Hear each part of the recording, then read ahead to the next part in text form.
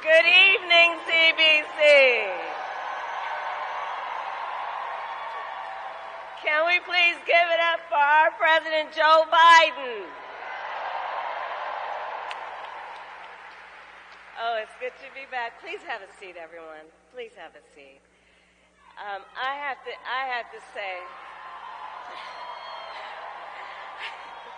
it is so good to be back. And let me just say about Joe Biden,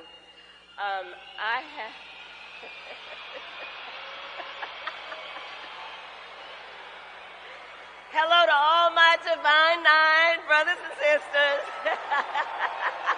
and my sorors.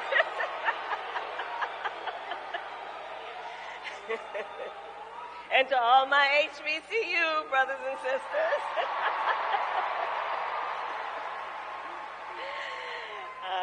But let me just talk for a moment about Joe Biden. It has been the honor of my lifetime to serve as his vice president. And I'll tell you, I have worked very closely with him, whether we are in the Oval Office or the Situation Room. Joe Biden is always fighting for the American people. And I do know that history will show what we here all know. He has been one of the most transformative presidents in American history. And so I thank you, Joe Biden, for everything you are and everything you have yet to do.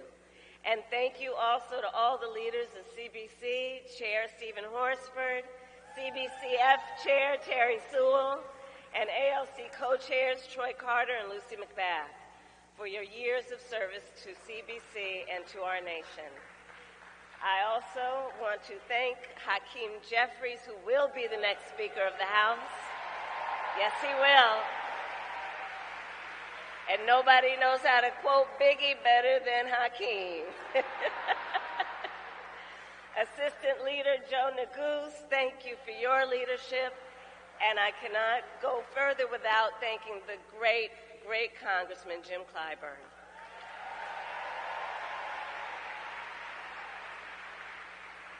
So tonight I must also speak the names of incredible leaders who were my friends, who were our friends, and with whom I had the honor of closely working over the years. Representatives Eddie Bernice Johnson, Donald Payne Jr., and Sheila Jackson Lee. And I know that their work will live on through ours. And finally, to all the members of the CBC, over the years, we have worked so closely together on so many important issues, from addressing the crisis of maternal mortality, to expanding access to capital for small businesses, to defending the sacred freedom to vote. And I thank you, CBC, always for that partnership and your leadership as a proud, I'm going to say still, member of CBC.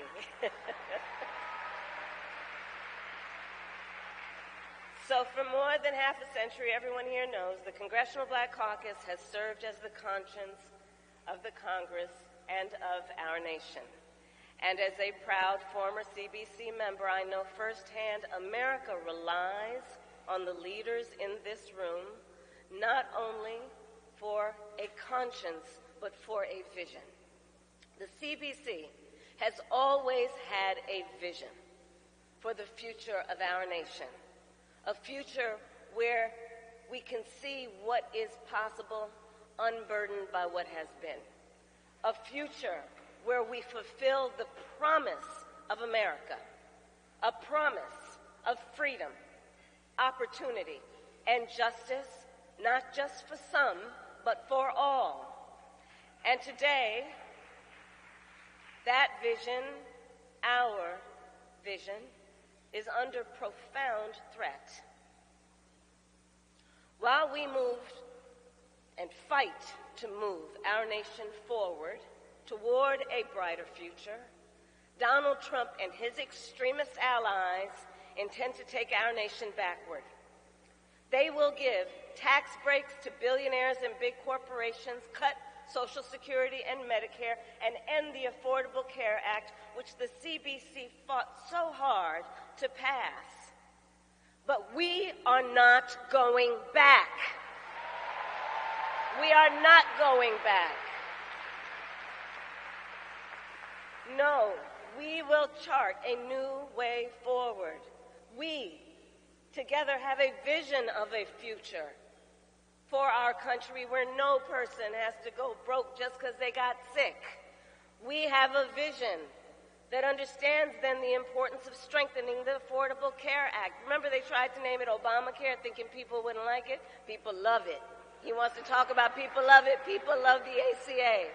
Even though the former president tried almost 60 times to get rid of it, it is intact, helping hundreds of millions of people in our country. We have a vision of our country where we understand that the access to health care should not be a privilege just of those who can afford it. It should be a right. And that is why together we cap the cost of prescription drugs for our seniors, and we'll cap the cost of prescription drugs for all Americans. We actually have a plan for health care, not just concepts of a plan. Concepts. We have a vision of a future where every person has the opportunity not just to get by, but to get ahead.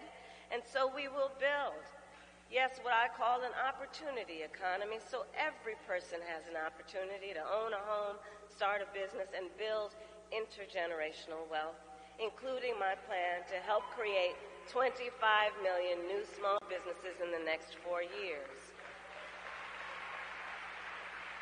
Ours is a vision of a future where we protect our most fundamental freedoms, including the freedom to vote, which is why we will finally pass the John Lewis Voting Rights Advancement Act and the Freedom to Vote Act.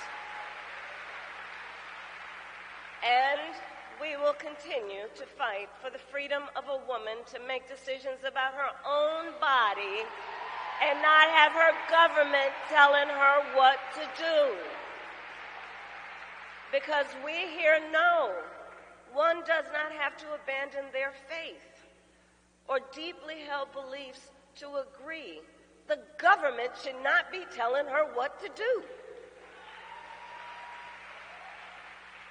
And CBC, when you pass a bill to restore reproductive freedoms, as President of the United States, I will proudly sign it into law.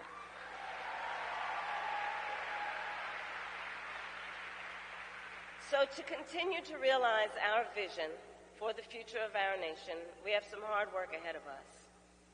But I know we like hard work. Hard work is good work. Hard work is joyful work. And generations of Americans before us led the fight for freedom and for the future. And now, the baton is in our hands. I truly believe that America is ready to turn the page on the politics of division and hate. And to do it, our nation is counting on the leadership in this room.